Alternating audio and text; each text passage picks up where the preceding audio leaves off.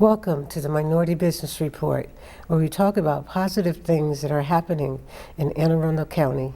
I am Joanne Jackson, Anne Arundel County Minority Business Enterprise Coordinator. My guest today is a good friend and former MBE committee member, Kimberly Brown, PhD, owner of Amethyst Technologies, LLC. Dr. Brown has traveled extensively in Africa, developing business partnerships and opportunities for the future. Her African travels will be the highlight of our show today. But before we get started, would you like to tell our viewing audience a little bit about yourself, where you're from, and what it is that you do? Joanne, thank you very much for inviting me today. It's a pleasure to be able to talk about Amethyst Technologies. So Amethyst is a company I started in 2006 with a focus on laboratories. We support U.S. Army initiatives in health and drug manufacturing, research, and global training capacity building for diseases including malaria, HIV, Ebola. So we're very honored to be able to provide critical services, including engineering services, technical assistance. We develop SOPs, quality assurance and compliance for FDA regulations, ISO regulations, WHO regulations. So Amethyst, we're located in Baltimore County. We're a former incubator company. We also have offices in Ghana and Tanzania. I'm local, I'm from Baltimore and live in Anne Arundel County, and also a graduate of University of Maryland, College Park, and University of Delaware. I'm glad to have you on the show today. In my last broadcast, we mentioned that we need as a community to showcase more Black entrepreneurs who are leading the way for the next generation of successful businesses. Kimberly is indeed a leader, an innovator, and a visionary. As president of Amethyst Technologies, you've received awards and lots of recognition for your achievements in the biotech area. Can you tell us about some of those special awards? Yes, so Amethyst, we're an industry leader in providing services to improve the quality of laboratory research, clinical trials, drug development. And so for the work, we've received a few recognitions, including Greater Baltimore. We received the Bridging the Gap Award as a minority business and a woman-owned business for our scientific achievements and also our community service. Mm-hmm. We have a nonprofit, Global Outcomes, that's focused on STEM initiatives, science, technology, engineering, and mathematics. We've also received Top 100 MBE awards. I remember that. Yes. We are nonprofit and Amethyst. We received the first ever Baltimore Small Business Community Hero Award from Direct Energy. We received that last year. And we actually used some of that award to support some initiatives in Africa around Ebola. Mm-hmm. So that was very purposeful. And in that Direct Energy, can you just tell us why that they created that award? What was the major emphasis of that Direct Energy Award? It was really to kind of highlight small businesses, because many of us small businesses, we don't get the same spotlight that large businesses receive. Mm-hmm. So you have to write an essay and talk about the work that you do and how you give back. And it's very difficult as a small business owner to designate resources and time to community service. But with Amethyst, we're very committed to focusing on, increasing the number of girls in science and engineering, mm-hmm. Improving the quality of health for underrepresented groups. So we were able to develop a winning essay. Mm-hmm. And also you've had a number of very important people come to your office recently and in the past. You want to tell a little bit about that? Well, years ago, Governor O'Malley kicked off Jobs Across Maryland, and we were one of the companies that he visited. Mm-hmm. So I think that was our first high-profile visit. Mm-hmm. We've had county council, Baltimore County executive. He came. And what other events did you have at your office? You had Direct Energy, you had the governors.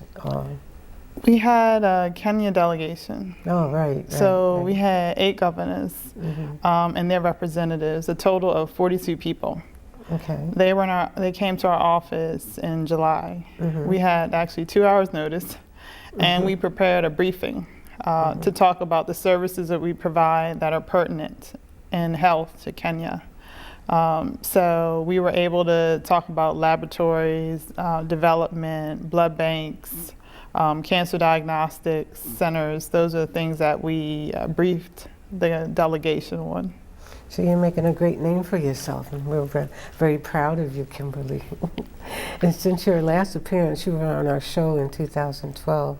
You have embarked on an ambitious campaign to address healthcare needs in countries abroad. You're in Ghana, Kenya, Tanzania, and Liberia. Anyone else? Anywhere else? Sierra Leone. Sierra Leone.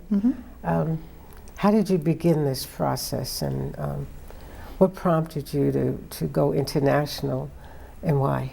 So it was a small business. We were supporting U.S. Army, Walter Reed, and in 2008, they asked us, are you interested in working in Tanzania? And of course, we were interested. It was a tremendous opportunity to be able to provide training in health facilities to support malaria research programs. So we started 2008 in Tanzania, and we've been there ever since, providing critical support to U.S. DoD health initiatives. And from that experience, we were able to see the opportunities in Africa. We were able to also, in 2012, the State Department brought our nonprofits Computer Mania Day to Ghana. So that was our first introduction to West Africa. We spent 10 days working with 300 girls and 100 teachers in 3 different areas of Ghana. And after that, was able to stay, meet with some of the Ghana officials, and saw an opportunity to expand Amethyst to Ghana. And that's really what started our activities in West Africa. And I understand through our 2012 relationship with the Maryland Department of Business and Economic Development, there was some goodwill there for you in terms of moving your company forward. Yes, so we received a boost loan for working capital. So that's been very, very beneficial. Baltimore County has been very helpful to us as an former incubator company. We have a very good relationship with the county. So we did receive that working capital, and that's enabled us to expand our business, hire additional personnel. Did you transition? Are you still in the incubator?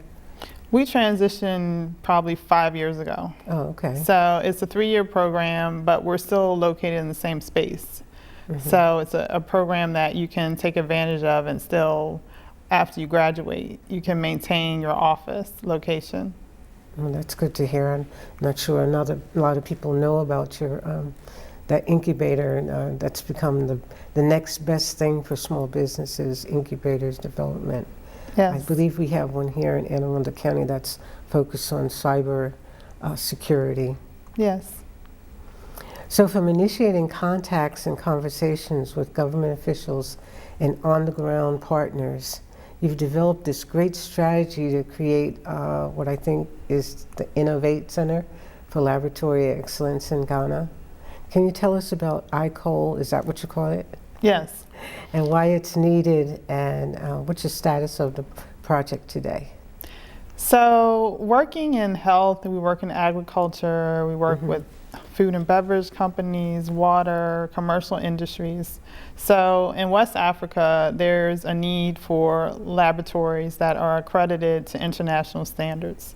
So working with the Department of Defense, we were responsible for setting up numerous facilities, training personnel. So we saw an opportunity to expand and set up our own labs and run and operate the labs. And the labs are able to support numerous U.S. government projects. So we're building a lab. We started construction 2 years ago in Ghana. So we're building a training center, laboratory, clean room for manufacturing, research, and a biorepository where you can store blood samples, tissue samples. So a research and manufacturing and training centered laboratory that's accredited to international standards. So while you were there, Kimberly, I know that's what the center is about. What did you see that made you feel the urgency to work more closely in Africa?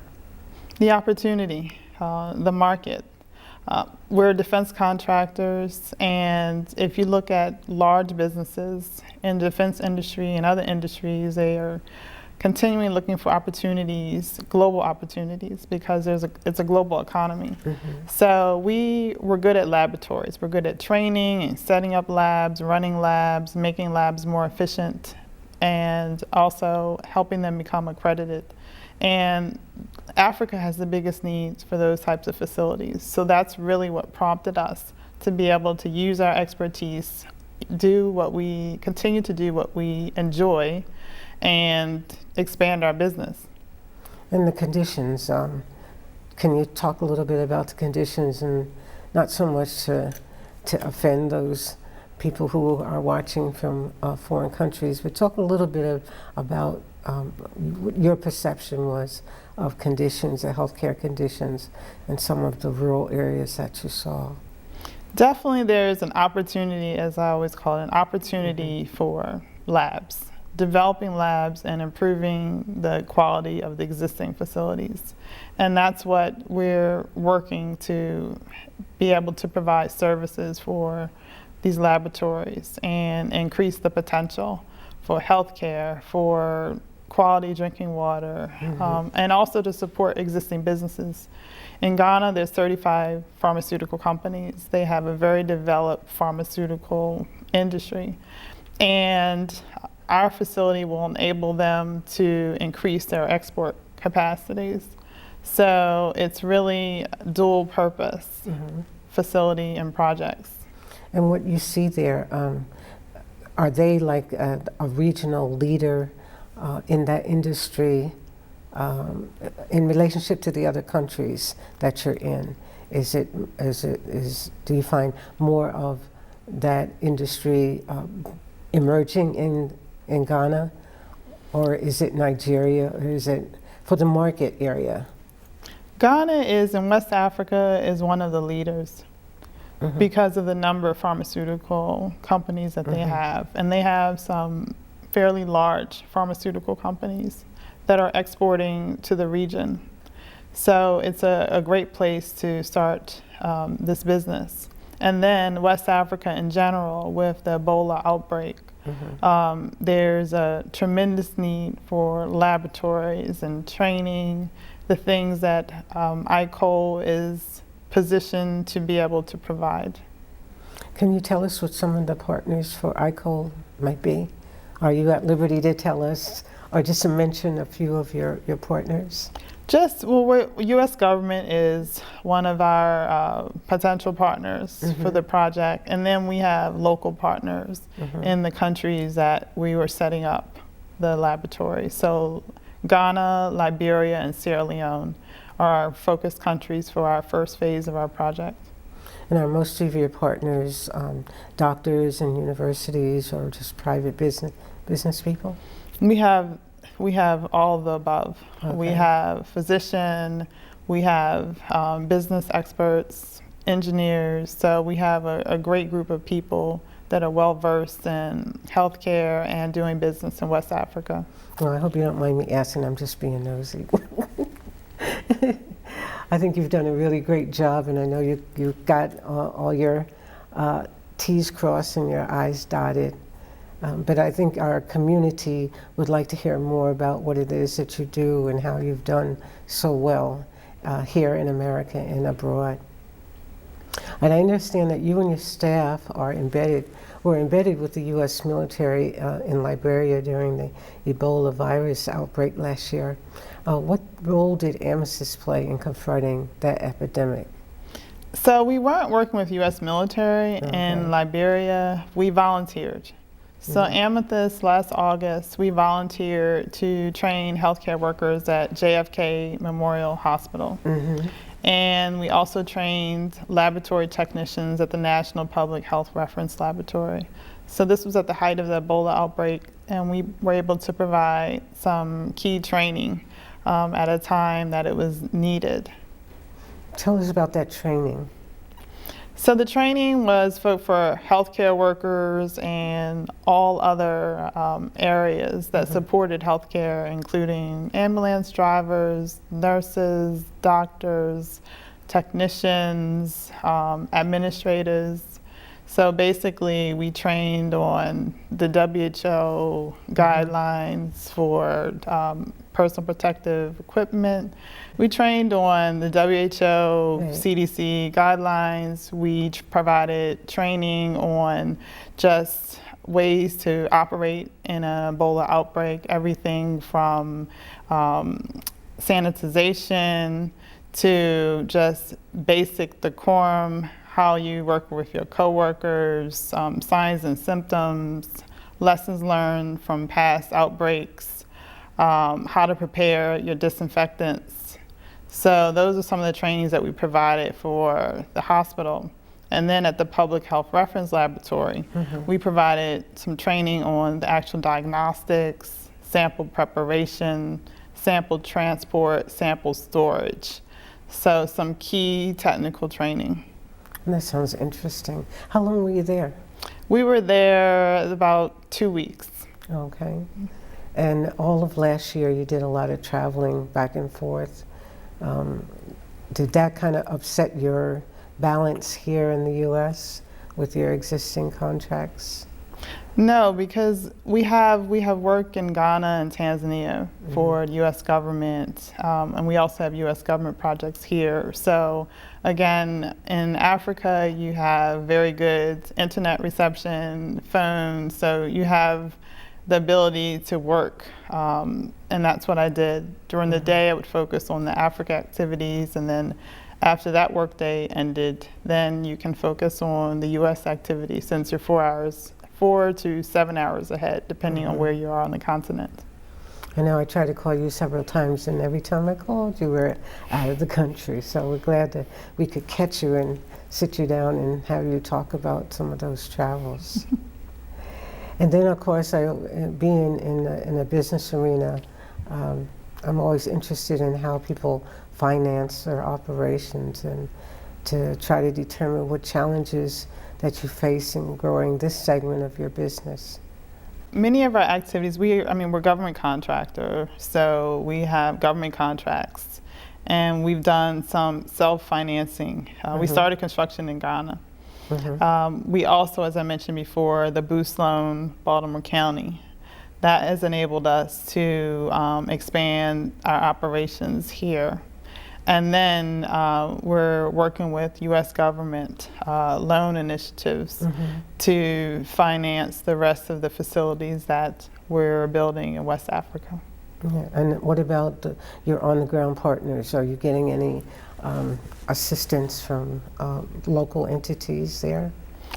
We are. So one of the things that we found that it's best to work with the local entities when you're looking for funding for activities in their countries, because they have the most knowledge of the problems, the needs, how to do business. So we are working with local partners in all the countries that we have operations in. So another question that we didn't have on a pre-planned script that I've often wondered, what is your feeling in terms of the bigger picture now? What is your feeling about Americans going to Africa and looking for opportunities in Africa? Why do you think that's so important to you? Well, Africa has some of the fastest growing economies in the world. You look at the health sector, the need there that has to be filled. Food and beverage sector is growing at 9% per year. The population are growing. They have young populations, so you have, target markets, and you have the availability of a workforce. They have natural resources. Energy is a big target. And then also the U.S. government has many initiatives to help small businesses to export. So now's the time that small businesses can take advantage of some of the resources that are through the SBA, through commercial services that are very helpful. For example, Amethyst, we've utilized a STEP grant from the state of Maryland for travel twice. We've utilized that, and that has helped us to identify partners, to build laboratories, raise capital. So there's some programs that are very beneficial to exporting. As we close out this segment, Kimberly, what recommendations or words of advice would you give someone interested in starting a business today? Definitely prepare. It's a process, so you have to be prepared mentally, financially to start a business. Also, know your market. Who's going to buy your services, because you have to quickly identify a market for your services or potential investors. And then also be committed. It usually takes longer than you anticipate. It's more challenging than you first anticipate, but stay committed to your vision, because that's the way to achieve true success. And in the future, where do you see yourself in the next 5 to 10 years, Kimberly? A developer of laboratories in Africa, globally, focusing on providing labs that meet international standards and provide services to a multitude of industries, including health, commercial sectors, agriculture. So that's really the vision they have for Amethyst, and to continue providing support to critical U.S. government projects in health, laboratory related. Well, we look to see you in the media and hearing good things about your business, and I think everybody in Anne Arundel County would support you in your endeavors, and thank you for being on our show today. Thank you very much for inviting me, Joanne. You're welcome. Thanks, Kimberly, for your insights and recommendations. Stay tuned to Channel 98, Verizon 38 for the Minority Business Report, airing at 1 and 5 daily. You can also watch us on YouTube. If you have any comments or suggestions regarding this edition, please contact me at the Anne Arundel County Office of Central Services in Annapolis on 410-222-7620. We are here working for you. Peace and blessings. The following bids are available from the Anne Arundel County Purchasing Office.